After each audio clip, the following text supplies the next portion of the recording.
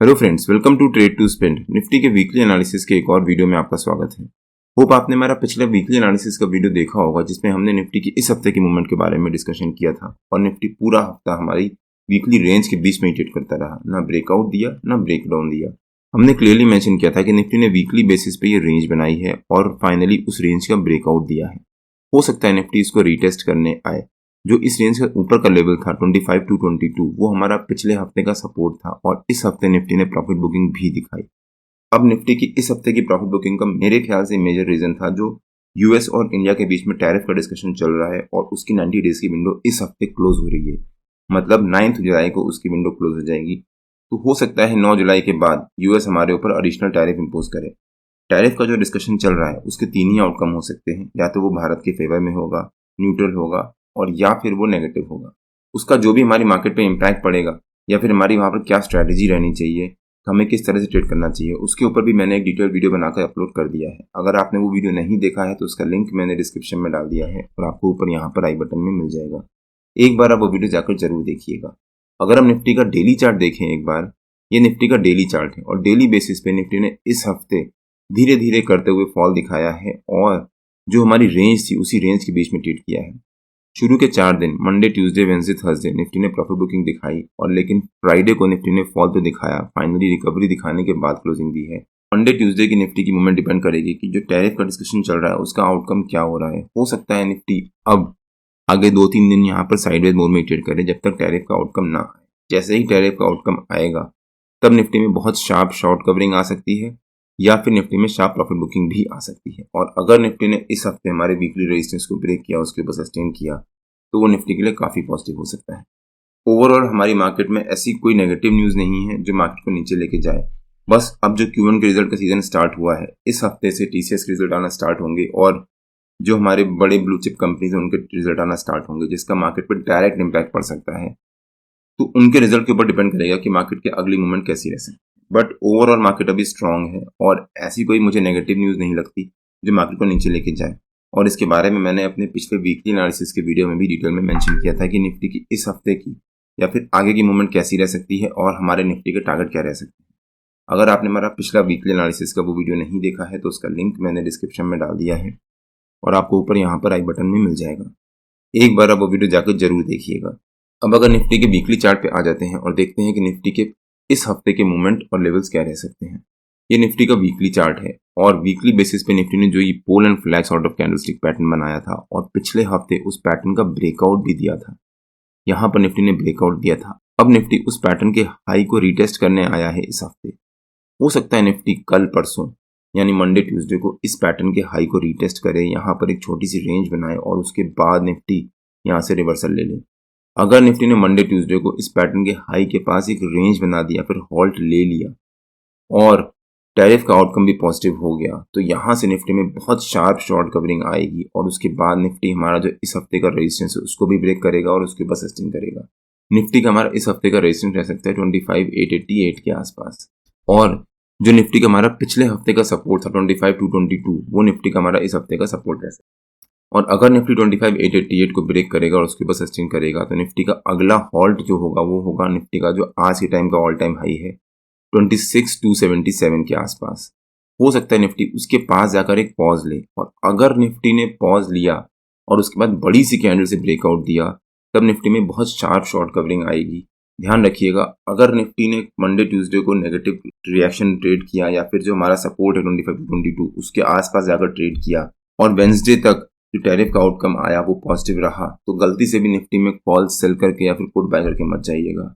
हो सकता है निफ्टी में बहुत शार्प शॉर्ट कवरिंग रहे और निफ्टी हमारा जो टारगेट है वो टारगेट भी अचीव करे। तो निफ्टी अगर मंडे ट्यूसडे को हमारे सपोर्ट के पास ट्रेड करता है और उसके आसपास सस्टेन कर जाता है तो हो सकता है वेडनेसडे थर्सडे ऑनवर्ड्स निफ्टी में वापस रिवर्सल आए। ओवरऑल मार्केट स्ट्रांग है, कोई भी रिएक्शन होगा वो 1 दिन का या 2 दिन का होगा, उसके बाद वापस मार्केट अपनी रिकवरी को स्टार्ट करेगा।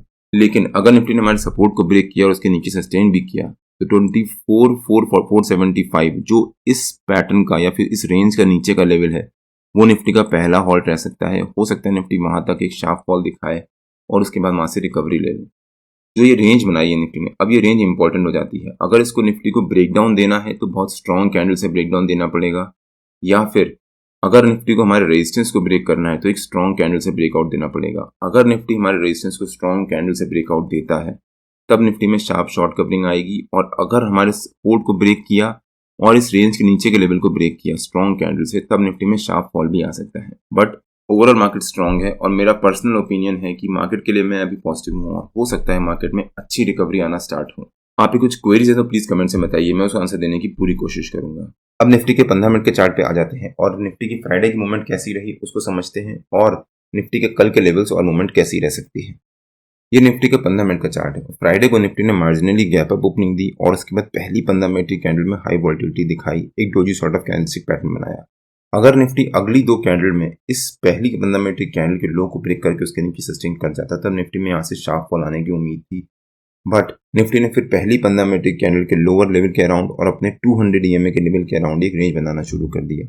फाइनली यहाँ पर जब निफ्टी ने हमारे नो ट्रेडिंग जोन के नीचे के लेवल को ब्रेक डाउन दिया था तब मुझे उम्मीद थी कि निफ्टी में यहाँ से 100-125 पॉइंट की शार्प फॉल आ सकती है, और मैंने अपने फ्री टेलीग्राम चैनल में इसके बारे में मेंशन भी किया था कि अगर निफ्टी इसको ब्रेक करके उसके नीचे सस्टेन करता है तो वो निफ्टी के लिए काफ़ी नेगेटिव हो सकता है। बट उसके बाद निफ्टी ने यहाँ से बहुत शानदार रिकवरी दिखाई और फाइनली एक पॉजिटिव क्लोजिंग ही दी है, और हमारे नो ट्रेडिंग जोन के ऊपर के लेवल के आसपास कहीं जाकर। और हमने अपने फ्राइडे के डेली एनालिसिस के वीडियो में निफ्टी की फ्राइडे की मूवमेंट के बारे में डिस्कशन भी किया था। बट मुझे उम्मीद नहीं थी कि निफ्टी इस जब लेवल को ब्रेक डाउन देगा तब निफ्टी में इतनी शार्प रिकवरी आएगी, बिकॉज सैटरडे संडे छुट्टी थी और ओवरनाइट या फिर वीकेंड में टैरिफ के ऊपर जो भी डिसीजन आएगा उसका इम्पैक्ट निफ्टी में मंडे को पड़ सकता है। इसीलिए मुझे उम्मीद थी कि निफ्टी में यहाँ से एक शार्प फॉल आ सकता है या फिर मार्केट क्लोज होने से पहले निफ्टी में प्रॉफिट बुकिंग आ सकती है। बट निफ्टी ने उसके रिवर्स रिएक्ट किया और बहुत अच्छी रिकवरी भी दिखाई। अगर आपने हमारा फ्राइडे का डेली एनालिसिस का वो वीडियो नहीं देखा है तो उसका लिंक मैंने डिस्क्रिप्शन में डाल दिया है और आपको ऊपर यहाँ पर आई बटन में मिल जाएगा। एक बार आप वो वीडियो जाकर जरूर देखिएगा। अब देखते हैं कि निफ्टी के कल के लेवल्स और मूवमेंट कैसी रह सकती है। निफ्टी ने फ्राइडे को बहुत अच्छी रिकवरी दिखाने के बाद एक पॉजिटिव क्लोजिंग दी थी। 25,500 निफ्टी का हमारा कल का रेजिस्टेंस रह सकता है। 25,500 क्यों? यहाँ पर भी निफ्टी ने 25,500 के अराउंड एक रेंज बनाई थी, वहां से रेजिस्टेंस लिया था, फिर शार्प फॉल दिखाया था। जब रिकवरी दिखाई थी यहाँ पर रेजिस्टेंस ले रहा था और फिर स्ट्रॉन्ग कैंडल से ब्रेकआउट देने के बाद निफ्टी ने वहां से बहुत अच्छी रिकवरी दिखाई थी। फिर यहाँ पर रेंज बनाई थी और उसके बाद यहाँ से एक स्ट्रॉन्ग कैंडल से ब्रेकडाउन भी दिया था। तो 25,500 निफ्टी का इंपॉर्टेंट रेजिस्टेंस रह सकता है। यहाँ पर भी निफ्टी ने 25,500 के आसपास जाकर बहुत अच्छा सपोर्ट लिया था, और जो निफ्टी ने ये रेंज बनाई थी इस रेंज का जो ऊपर का लेवल है वो निफ्टी का हमारा कल का सपोर्ट रह सकता है, मतलब 25,425 के आसपास। यहाँ पर जो निफ्टी ने रेंज बनाई थी वहां से फिर रेजिस्टेंस लिया था और आज यानी फ्राइडे को यहाँ से एक स्ट्रॉन्ग कैंडल से ब्रेकआउट दिया है। तो हो सकता है निफ्टी कल 25,500 एज अ रेजिस्टेंस और 25,425 एज अ सपोर्ट इसी रेंज के बीच में ट्रेड करे। मान लीजिए निफ्टी कल अगर फ्लैट ओपनिंग देता है, अगर निफ्टी ने कल एक फ्लैट ओपनिंग दी तो यहाँ पर अगेन वेट करिएगा, जंप करके कॉल या पुट कुछ बाय मत कर लीजिएगा। अगर निफ्टी पहली दो कैंडल्स 15 मिनट की कैंडल के बीच में ही बनाता है, मतलब जो ये पहली 15 मिनट की कैंडल हुई वो और सेकंड 15 मिनट की कैंडल इसी रेंज के बीच में पहली 15 मिनट की कैंडल के हाई और लो के बीच में बनाई, एक डायरेक्शन में नहीं, नीचे की तरफ बनाई या फिर ऊपर की तरफ बनाई, तो हम यहाँ पर वेट करेंगे। बिकॉज अगर निफ्टी ने यहाँ पर मान लीजिए ये पहली 15 मिनट की कैंडल जो बनाई है अगली कैंडल उसके हाई की तरफ बना रहा है तो चांसेस होंगे कि यहाँ से ब्रेकआउट दे सकता है, बट वो चांसेस होंगे, कंफर्मेशन कुछ नहीं होगा। जैसे फ्राइडे को भी निफ्टी ने यहाँ पर जो पहली 15 मिनट की कैंडल थी उसके लो के अराउंड रेंज बना रहा था और यहाँ पर फाइनली निफ्टी ने उसके बाद यहाँ से ब्रेक डाउन दिया था। तो निफ्टी अगर पहली 15 मिनट की कैंडल के बीच में सेकंड 15 मिनट की कैंडल बनाता है तब हम यहाँ पर जाकर कॉल भी सेल करेंगे और पुट भी सेल करेंगे। जो भी मैं सेल करूंगा उसके बारे में मैं अपने प्रीमियम मेंबर्स को अपडेट कर दूंगा, प्लस मैं फ्री टेलीग्राम चैनल में भी मेंशन कर दूंगा कि मैं अब सेलिंग करने जा रहा हूँ। बट अगर निफ्टी फ्लैट ओपनिंग देता है, फिर रेंज बनाता है और उसके बाद उस रेंज का ब्रेक डाउन देता है, हमारे सपोर्ट को भी ब्रेक कर देता है, तब निफ्टी में शार्प फॉल आ सकता है। निफ्टी का पहला हॉल्ट रह सकता है 25,385 के आसपास, और अगर निफ्टी ने उसको भी ब्रेक किया तो 25,333 निफ्टी का हमारा सेकंड हॉल्ट रह सकता है, जो निफ्टी का हमारा फ्राइडे का लो भी था। बट अगर निफ्टी ने रेंज बनाई और हमारे रेजिस्टेंस को ब्रेक कर दिया और उसके ऊपर सस्टेन कर गया तो निफ्टी का हमारा ऊपर का पहला हॉल्ट रह सकता है 25,577.75 के आसपास, और उसको ब्रेक करता है तब निफ्टी में अच्छी रिकवरी आने के चांसेस हैं। जो निफ्टी ने फ्राइडे को रिकवरी दिखाई थी, अगर निफ्टी उसको इग्नोर करते हुए हमारे सपोर्ट के पास या उसके नीचे गैप डाउन ओपनिंग दे देता है, यहाँ कहीं अगर निफ्टी ने गैप डाउन ओपनिंग दी तो जंप करके पुट बाय मत कर लीजिएगा, मार्केट अभी हो सकता है साइडवेज जाए जब तक टैरिफ का कोई डिसीजन आउटकम ना आए। अगर निफ्टी ने फ्राइडे को गैप डाउन ओपनिंग दी तो वहां पर हम वेट करेंगे निफ्टी का। हो सकता है निफ्टी यहाँ से रिवर्सल ले ले। अगर निफ्टी ने यहाँ से रिवर्सल नहीं लिया और यहाँ सस्टेन कर गया, मतलब जो निफ्टी का 50 EMA का लेवल है और जो 200 EMA का लेवल है, अगर निफ्टी उसको ब्रेक करके उसके नीचे सस्टेन कर जाता है तब निफ्टी में यहाँ से शॉर्ट फॉल हो सकता है और निफ्टी का जो पहला होल्ड रहेगा उस केस में 25,333 के आसपास। अगर निफ्टी हमारे सपोर्ट को ब्रेक करके उसके नीचे सस्टेन करता है और जो पहली 15 मिनट की कैंडल हुई उसके लो को ब्रेक करके सेकंड या थर्ड 15 मिनट की कैंडल में उसके लो को ब्रेक करके उसके नीचे सस्टेन कर जाता है तो हम यहाँ पर जाकर या तो कॉल सेल करेंगे या फिर हम पुट बाई करेंगे। इंडिया का विक्स अभी कंट्रोल में चल रहा है तो हम पुट बाइंग या फिर कॉल बाइंग भी कर सकते हैं, वहाँ पर इतना लॉस होने के चांसेस कम है। लेकिन अगर निफ्टी ने हमारे रेजिस्टेंस के पास या उसके ऊपर गैप अप ओपनिंग दी, क्योंकि निफ्टी ने जो फ्राइडे को ये शानदार रिकवरी दिखाई थी, अगर निफ्टी उसको कंटिन्यू करते हुए हमारे रेजिस्टेंस के पास या उसके ऊपर गैप अप ओपनिंग देता है तो पहली और दूसरी 15 मिनट की कैंडल का हम वेट करेंगे। अगर निफ्टी ने गैप अप ओपनिंग दी और पहली 15 मिनट की कैंडल यहाँ सस्टेन कर गया और दूसरी कैंडल भी पहली 15 मिनट की कैंडल के हाई के अराउंड बना दी या फिर उसके ऊपर क्लोजिंग दे दी, तब यहाँ पर निफ्टी में अच्छी शार्प शॉर्ट कवरिंग आने के चांसेस हैं। बिकॉज जितने भी लोग ओवरऑल यहाँ पर निफ्टी ने जो ये रिकवरी दिखाई थी उसको देख के कॉल सेल करके गए होंगे, जब निफ्टी गैप अप ओपनिंग देगा वो थोड़ी देर अपनी पोजीशन को होल्ड करेंगे बिकॉज अभी टैरिफ का डिसीजन आया नहीं है। मार्केट ओवरऑल पॉजिटिव मोमेंटम में ट्रेड कर रही है और अगर निफ्टी वहां सस्टेन कर गया तब निफ्टी में बहुत शानदार शॉर्ट कवरिंग आ सकती है बिकॉज वो लोग पैनिक में आकर अपनी पोजीशन को एग्जिट करेंगे, जिस वजह से निफ्टी में एक शार्प बाइंग भी आ सकती है।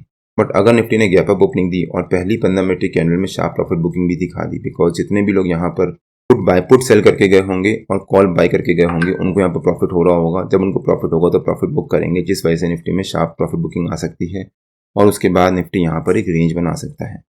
तो निफ्टी अगर कल गैप अप ओपनिंग देगा और वहाँ पर सस्टेन कर गया तब हम यहाँ पर कॉल बाय कर सकते हैं या फिर हम पुट सेल कर सकते हैं। निफ्टी में अच्छी रिकवरी आ सकती है। बट अगर निफ्टी ने पहली 15 मिनट की कैंडल में ही प्रॉफिट बुकिंग दिखा दी तब निफ्टी एक रेंज बना सकता है और फिर उसी रेंज के अराउंड निफ्टी फर्स्ट हाफ में ट्रेड कर सकता है। निफ्टी और बैंक निफ्टी के जो भी लेवल्स होते हैं वो रेगुलर बेसिस पे मैं अपने फ्री टेलीग्राम चैनल में पोस्ट करता रहता हूँ। अगर आपने मेरा फ्री टेलीग्राम चैनल ज्वाइन नहीं किया है तो उसका लिंक मैंने डिस्क्रिप्शन में डाल दिया है और आप मेरे को टेलीग्राम में ट्रेड टू स्पेंड नाम से सर्च मार के ज्वाइन कर सकते हैं। अगर आपको वीडियो अच्छा लगा हो तो please like share and subscribe और बेल आइकन जरूर हिट कर लीजिएगा सो दैट मैं जब भी अपना अगला वीडियो पोस्ट करूँ आपको नोटिफिकेशन आ जाए। कल मार्केट में मिलते हैं। टिल देन जय श्री राम एंड जय हिंद।